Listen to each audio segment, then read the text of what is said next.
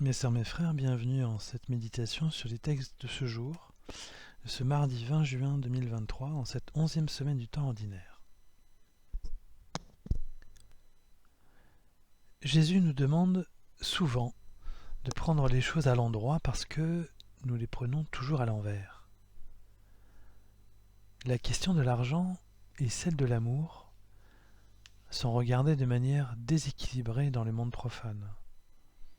Et ces trois textes y font référence, en particulier le texte de Paul et le texte de l'Évangile. Jésus nous enseigne sur l'argent.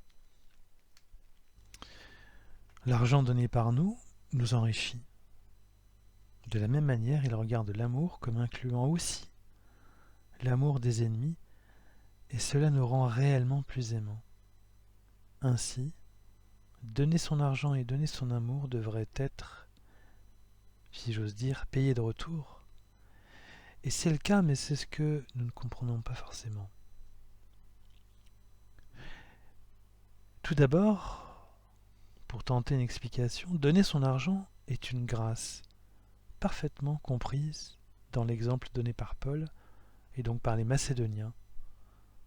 À cette époque, la Judée et l'église de Jérusalem avaient besoin d'argent car elles étaient plus pauvres que les églises grecques des récents convertis. Paul envoie son compagnon Tite, jeune converti païen, plein d'amour et très dynamique pour résoudre des difficultés, notamment des difficultés relationnelles rencontrées dans l'église de Corinthe, Paul ayant à cette époque d'autres urgences. Ce compagnon, Tite, en qui Paul a entièrement confiance, a aussi besoin de progresser dans la foi. Et Paul compte justement sur les habitants de Corinthe, dans le travail que Tite va faire auprès d'eux. Il espère en retour que les Corinthiens suivront l'exemple de Tite, très enthousiaste et d'une âme très généreuse justement. L'église de Corinthe s'était déjà prononcée en faveur de l'aide monétaire pour l'église de Jérusalem, mais elle traînait les pieds pour s'acquitter réellement du montant. Paul alerte justement et s'explique sur le sens du don. Il veut faire connaître la grâce que Dieu a accordée aux églises de Macédoine. Lorsqu'il dit, dans les multiples détresses qui les mettaient à l'épreuve, l'abondance de leur joie et leur extrême pauvreté ont débordé en trésors de générosité. Ils se sont eux-mêmes, les Macédoniens, donnés d'abord au Seigneur et ensuite à nous, par la volonté de Dieu. Nous avons ici l'explication de cette générosité des Macédoniens. Ils se sont eux-mêmes donnés d'abord au Seigneur. C'est l'ouverture au Seigneur qui a permis pour l'Église de Macédoine de connaître la joie dans le cœur et l'ouverture aux autres, et de soutenir l'Église de Jérusalem malgré leur pauvreté. Ils sont devenus, comme le dit Paul, comme qui s'est fait pauvre comme Jésus à cause de vous, pour que vous deveniez riches par sa pauvreté. Ils se sont faits comme Jésus. Le dénuement de Jésus-Christ a été motivé par l'amour. Et c'est cet amour que Jésus a enseigné et donné. C'était toute sa richesse. Et c'est cette richesse de cœur qui a enrichi les Macédoniens, qui ont alors pu trouver des solutions ingénieuses pour donner et rassembler l'argent nécessaire à l'église de Judée. C'est cette même logique paradoxale qui est soulignée dans l'Évangile concernant l'amour justement. Pour que l'amour soit fort et dépasse ses frontières, pour qu'il nous permette d'agir et de réaliser ce qui paraissait impossible à vue humaine, l'amour ne peut pas être ce que la vie profane nous offre, ce semblant de connivence entre nous, qui consiste à aimer nos amis et ceux que nous connaissons et qui nous ressemblent. Cet esprit un peu clanique. Au contraire, le véritable amour consiste, nous dit l'Évangile, à aimer nos ennemis. Mais il est nécessaire de prier pour nos ennemis, d'abord, car l'amour n'est pas un sentiment qui se force. Dieu ne nous demande pas d'aller contre nous, contre notre tempérament.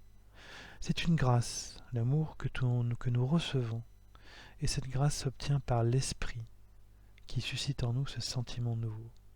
Cet instant, lorsque nous aimons nos ennemis et ceux qui nous persécutent, alors les choses et la vie peuvent vraiment changer et paraître transfigurées. Ce sont ces deux questions très intimement liées dans la vie et qui font courir le monde, l'amour et l'argent, ces deux questions que nous regardons et nous pratiquons de manière totalement déséquilibrée. Dans les deux cas, il faut les prendre inversement à la vision et à la pratique profane de la société. L'argent, et plus encore dans nos sociétés contemporaines, est ce médium qui permet d'exister et de nouer des relations d'abord commerciales, selon une logique qui va du moins vers le plus. Or le Christ nous dit de faire le contraire, d'aller du plus vers le moins, de regarder l'appauvrissement comme une richesse, celle qui nous permet de nous donner aux autres. Alors bien sûr, il faut prendre soin de sa propre vie. Mais Jésus attire notre attention sur ce paradoxe, à savoir que l'argent peut être un frein au don et à l'amour concret, comme cela a été le cas pour le jeune homme riche de la parabole. Et pour que cet amour soit total, il est nécessaire de regarder l'autre comme Dieu le regarde, qu'il soit mon ami ou mon ennemi, Dieu étant l'amour vivant et incarné. Mes sœurs, mes frères, ces deux enseignements sont d'une grande exigence et sont déstabilisants. Mais ils valent la peine de méditer sur l'inversion des valeurs qu'ils requièrent. Nous avons besoin de garder les yeux ouverts sur la vraie vision spirituelle de notre Seigneur. Car comme le dit le psalmiste, le Seigneur ouvre les yeux des aveugles. Il donne à voir l'invisible.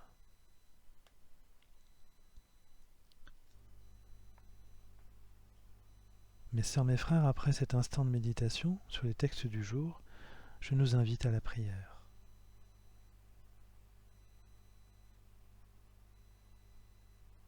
Ô Seigneur Jésus-Christ,